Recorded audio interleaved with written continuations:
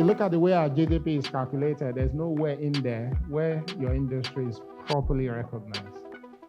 So if it's an industry that we've accepted that has potentials, that is big enough, it is then important that we mainstream the application of innovation and by extension, technology to truly get that industry to where it needs to be. When a sector like yours actually gets elevated to where it needs to be.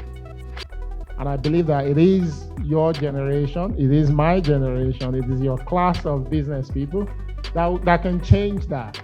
Because we all exist at a time when knowledge is no longer reserved for those who go to the best universities or those who have access to the best research institutions. Because we live in a connected world. And the fact that we live in a connected world on our mobile phone, we're also quite lucky we have ChatGPT now, which can tell us everything. So we have access to knowledge. We do have access to knowledge. The only thing we lack is creative confidence. Do we believe in our ability to apply this knowledge effectively? Knowledge is no longer the problem.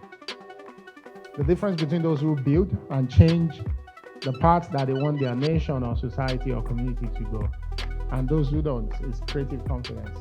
So again, I welcome each and every one of us. I've gone this route to try and challenge our thoughts so that we understand that there's no limitation.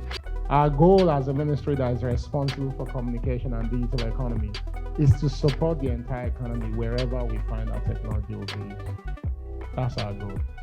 As long as there's technology there, you will find us there.